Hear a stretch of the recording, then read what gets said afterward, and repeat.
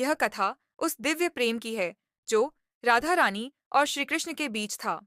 यह कहानी हमें राधा रानी की भक्ति, प्रेम, त्याग और एक अलौकिक रहस्य की ओर ले जाती है। राधा रानी की सुनहरी पायल। ब्रजभूमि की पवित्र धूल में एक दिन नंदगांव से बरसाना जाते हुए श्री कृष्ण राधा रानी से मिलने के लिए निकले। राधा रानी वृंदावन के एक कुंज में सखियों के संग रास की तैयारी कर रही थीं।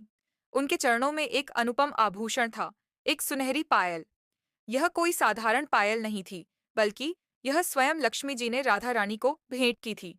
यह पायल जब भी राधा रानी के चरणों से छनकती, तो प्रकृति में एक अलौकिक संगीत गूंज उठता। वृक्ष झूमने लगते, पक्षी गाने लगते और ब्रज की धरती पर प्रेम की ऊर्जा फैल जाती। एक दिन राधा रानी यमुना तट पर जल क्रीड़ा कर रही थीं। उसी समय उनकी एक पायल जल में गिर गई। राधा रानी ने ध्यान नहीं दिया, लेकिन जल का बहाव उस पायल को यमुना जी की गहराई में ले गया। जब श्री कृष्ण को इसका पता चला, उन्होंने मुस्कुराते हुए कहा, राधे, यह पायल यमुना जी को बहुत प्रिय हो गई है, पर चिंता मत करो, यह पायल अब एक चमत्कार बनकर लौटेगी। उस रात वृंदावन में एक विचित्र घटना घटी। जहाँ राधा रानी की पायल गिरी थी, वहाँ एक चमत्कारी कमल खिला। वह कमल सोने जैसा दमक रहा था। लोग दूर दूर से उसे देखने आने लगे। जब राधा रानी वहां पहुंची, तो उस कमल के बीच से उनकी वही सुनहरी पायल प्रकट हुई। लेकिन अब वह साधारण नहीं रही, उसमें से दिव्य प्रकाश निकल रहा था।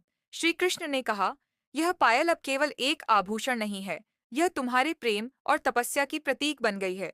जो भी इसका स्मरण करेगा, उसके जीवन से अज्ञान और अंधकार दूर हो जाएगा। राधा रानी ने उस पायल को किसी धनी को नहीं, बल्कि एक निर्धन ग्वालिनी को उपहार में दे दिया, जो सच्चे हृदय से उनकी भक्ति करती थी। जैसे ही ग्वालिनी ने पायल को स्पर्श किया, उसके जीवन में परिवर्तन आ गया। उसके घर में शांति, समृद्धि और प्रेम का वास हो गया। वह पायल अब धरती पर नहीं है, कहते हैं, वह पुनः श्री राधा के स्वरूप में समा गई। लेकिन उसकी छाया आज भी वृंदावन की गलियों में महसूस होती है।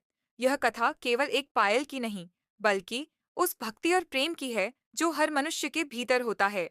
जब वह प्रेम निष्कलंक हो, जब भक्ति निर्मल हो, तब छोटी सी वस्तु भी चमत्कारी बन जाती है। राधा रानी की सुनहरी पायल हमें यह सिखाती है कि प्रेम, त्याग और विश्वास से बड़ी कोई पूजा नहीं, और जो राधे के चरणों से जुड़ जाए, उसका कल्याण निश्चित है।